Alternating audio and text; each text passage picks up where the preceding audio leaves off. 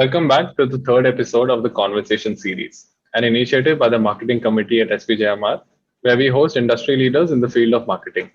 I am Karthik Sharma. And I am Priya Chanani, and we will be your hosts for this episode. It is our delight to introduce our guest for today, Mr. Mudit Mathur, General Manager for the India and South Asia business at Dole Packaged Foods. He is an alumnus of SPJMR batch of 1993-95. Mr. Mathur has over 25 years of experience across multiple business units of Johnson & Johnson in sales and marketing, customer development and international business. He has led different regional divisions across Asia for Johnson & Johnson and headed the Hong Kong and Taiwan cluster as a commercial director for consumer business before joining Dole. Hello, sir. Welcome. And we are absolutely thrilled to host you today. Hi, same here. I'm also delighted to be back on the campus virtually. Sure. Mr. Mathur, you have had a lot of experience with Johnson & Johnson across several international markets, and initially in Vietnam as sales director, and then Nepal, Sri Lanka, Bangladesh, and then you moved on to Taiwan and Hong Kong. So, do you think like Johnson & Johnson has a strongly centralized marketing philosophy with some sort of common themes or promotion, or how is it driven, like by local needs or compulsions? Sure. I think let me use my experience and let me kind of dip into my own journey on this. So first is I would want to correct the terminology of centralized marketing. I would call it as more as a globalized marketing because we're not living in times where we are running things centrally anymore. I mean, even if organizations and corporations wanted to, that's not going to happen. Things are moving at a very, very fast pace. Markets are expanding, growing in their own trajectory. So it's difficult to think of any organization running it as a central function anymore. As a global multinational, I think J&J also has to ensure that our brand equities are they're consistent across all the markets that we operate in. And given the fact that markets are very open, that there's a lot of cross-border access to information, to products, it becomes very important to think globally about your brands. And it does, let me say that it does take a lot of effort to ensure that all the elements of our marketing, including things like packaging, communication, and importantly the brand equity is harmonized across all the markets. But on the other hand, I would say consumers are always local, and therefore your activations, the claims that you make, the execution of the brand has to be embedded in the local context. So, local consumers, local competitors, local customers and channels, local regulations, all of that has to be weaved into the global brand strategy. If you ask me what could be more, localized or what could be done more to kind of, be more responsive to the consumers, I think, many organizations and including, I would say, J&J has many opportunities in making the packaging as well as the communications locally relevant and locally, socially, culturally, relevant. So I think that's one of the areas where I think, the global organizations are still taking their own time to understand on how to execute on those. Right now, we take the case of markets closer home, Nepal, Sri Lanka, Bangladesh. What have been the biggest challenges you've faced when trying to grow business there? I would definitely say, scale is the biggest challenge in coming up with, executions, as I spoke before about, those local executions. So many organizations would therefore manage these as distributor markets. What that also means is that, your ability to build scale is limited, and the sizes of these markets being small, you tend to just replicate what you're doing in the bigger markets. And ultimately, I would say, all companies have to prioritize their opportunities. So there are always opportunities that you have as an organization. And when you prioritize, I would still say that, India still offers bigger opportunities, bigger long-term and bigger size opportunities than some of these smaller markets. And therefore, these markets continue to be managed as distributor markets for many businesses, unless you really think of expanding, putting up a manufacturing base and then kind of, really becoming local in that sense. Many companies have taken up the approach of, joint ventures, buying out smaller companies. And those are, again, I think those are, if you ask me, those are tactical plays, because I think the larger opportunity is still sitting with India, because a lot of these markets are managed from India, and therefore India would always get the number one and the biggest attention from all management, in this aspect.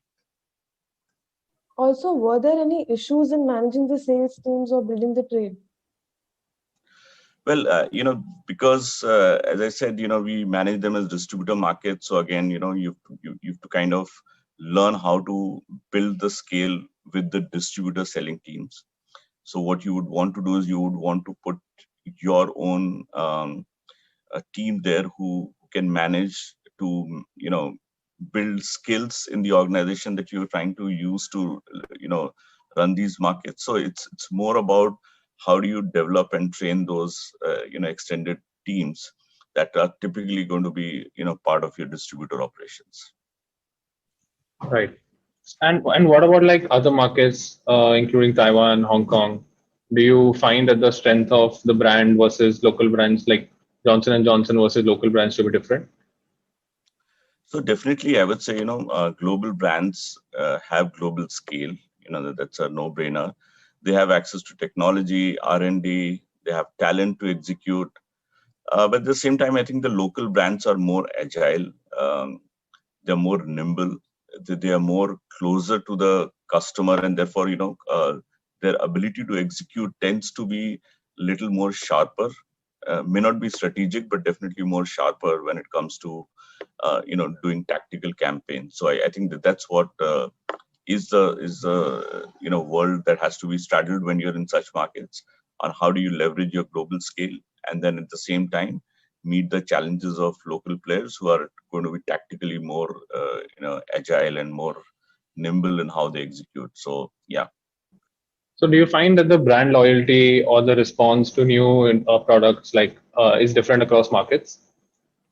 So when I think about it, I think some markets and categories, and within the markets, the categories they tend to be more innovation friendly than others.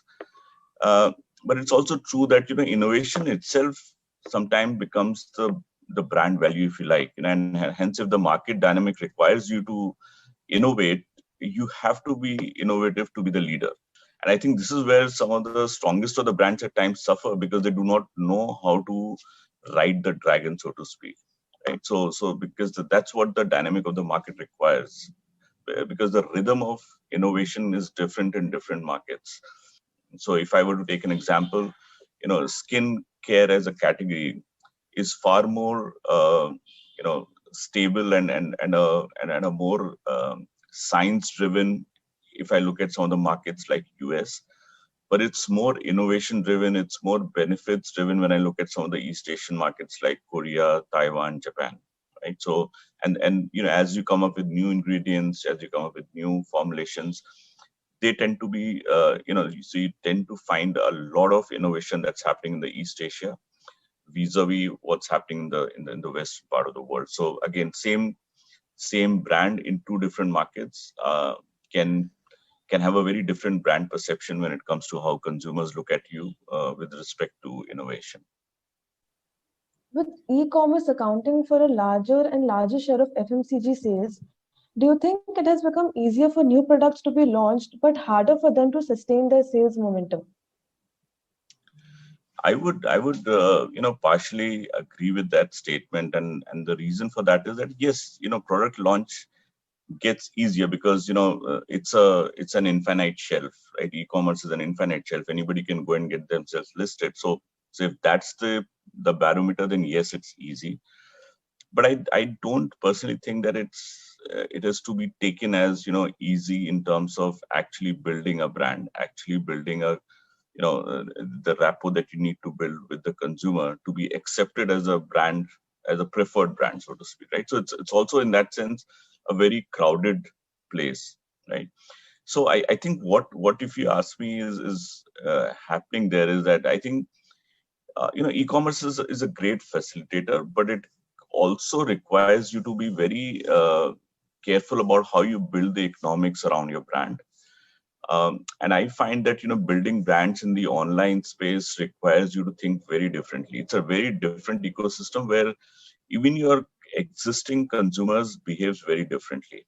My takeaway from what you meant by long-term sustainable sales is, for a brand to be truly an online successful brand, I think it requires you to thinking differently as a business and not as a channel, because you need to build the right business model, right financials, right brand equity cues that would help you to be successful. And again, remember that if it's easy for you, it's easy for everybody else. So back to the Porter's model, it's a, while entry barrier is low for you, it's also low for everybody else, and therefore, somebody else could come in and take away your shares, with a very different story, and suddenly you can lose a lot of shares. And that's been typically the experience. Brands have very different market shares online versus offline. And if you ask me, I think it's something that everybody's learning as it is evolving. So yes, it's an interesting space, and I would say that, it's something that all of us who are now looking at business, getting into business, in the industry at this point in time, should seriously think about how would you want to commit yourself to this online economy, right?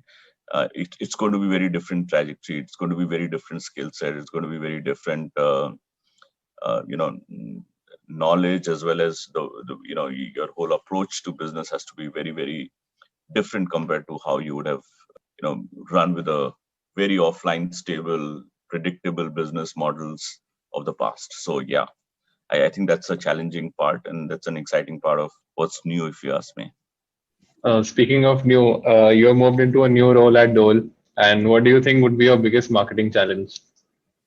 There are a lot of challenges. I mean, it's a very interesting mix between what a startup would be facing on a day-to-day basis versus what a multinational should be thinking about a market entry. And what it does is that every day I look at everything from these two lenses. It's a very interesting way to evaluate things like long term, short term, strategic, tactical, because when you use different lenses, you see that things have to be evaluated differently.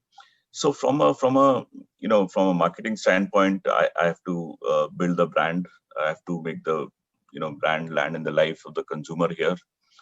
um, uh, I think while it is spoken about a lot in terms of pricing as a barrier to a lot of brands here, I think pricing is important, but I think we need to all learn to think in terms of value and not pricing, because if you can create the value for the consumer, then then pricing is not the issue, right?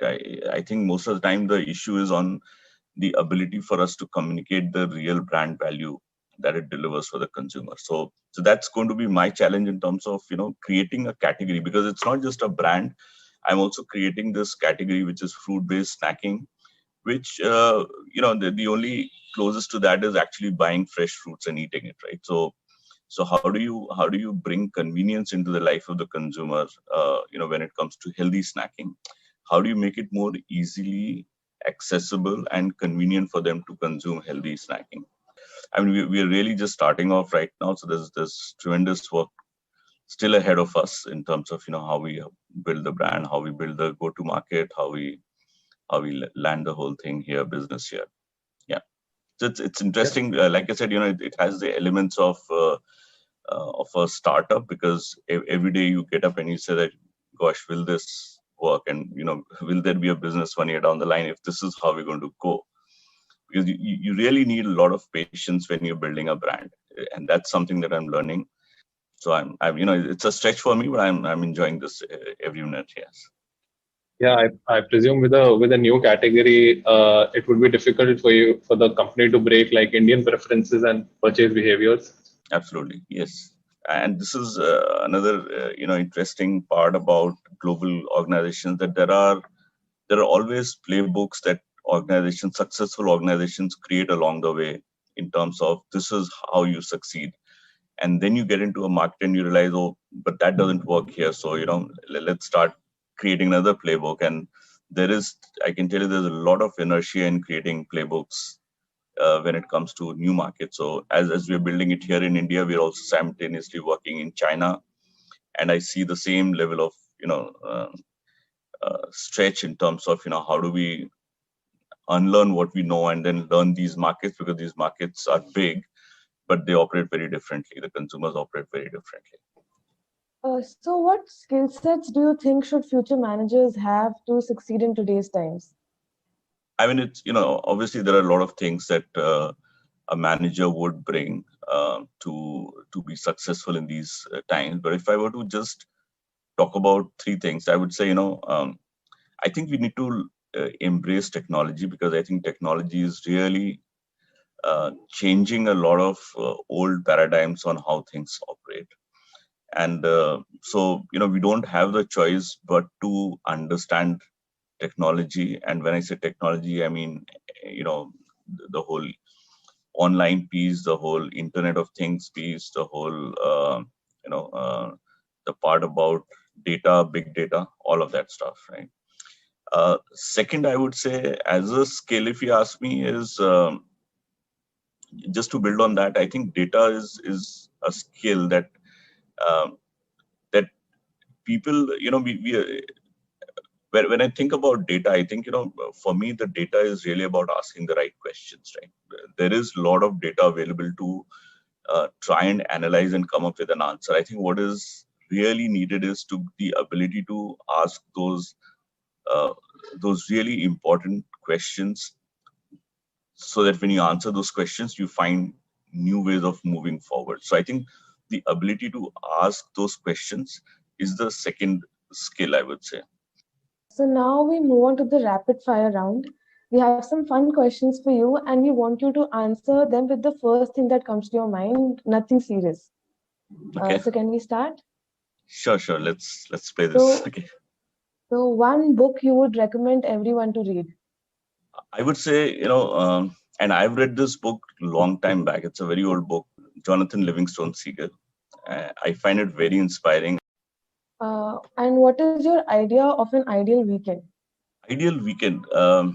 For me, I think the weekend has to be a time to slow down and reflect. And I like to do that best with coffee. So, if I get a chance to just not do anything, but just enjoy my coffee and allow my brain to settle down with all the hustle of the week. So for me, the ideal weekend is a very lazy weekend. And sir, what is your favorite hobby? I love taking photographs. It's not the kind of photography where I kind of go out and take photographs, but little things around me.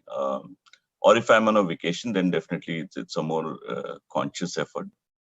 If not in your current profession, where do you think you would be?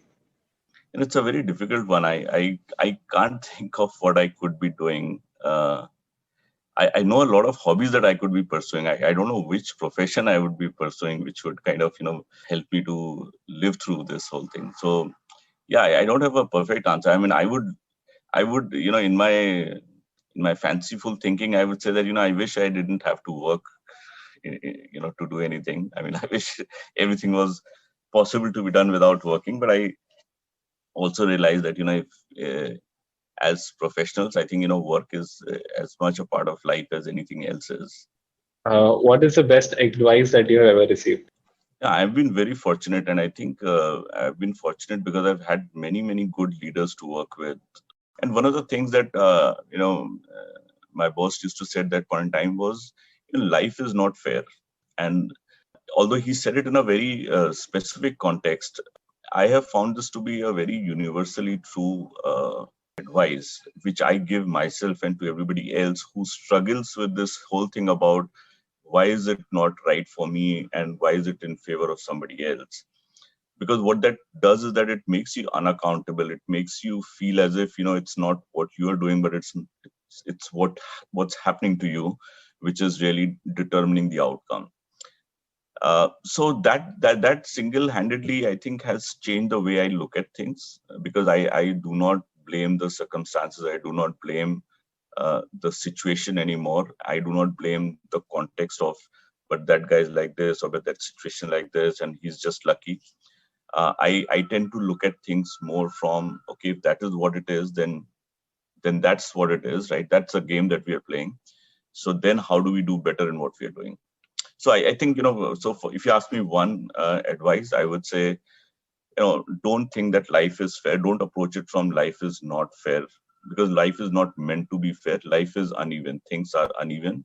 So that's been my inspiration. So if I were to pass it on, I would say, that's one advice I would also pass on to all the youngsters who are getting into their professional life. I think that concludes our episode for today. Mr. Mathur, it was a pleasure to host you, and we had a lot of fun. Yeah, absolutely. Thanks a lot for pulling me in. I mean, it's always good to go back and interact with the institute. So hopefully we'll get another opportunity to meet up on the campus. I wish you guys all the best as you try to get yourself the best you can get out of the institute, even in this environment and in this way. But I'm sure there's a lot that SPJN has to offer. So I'm sure you guys will take the most out of it. Thank you once again for joining us, sir. Thank you so much. Thanks for having me. You were listening to episode 3 of the Conversation series. Stay tuned for the final episode.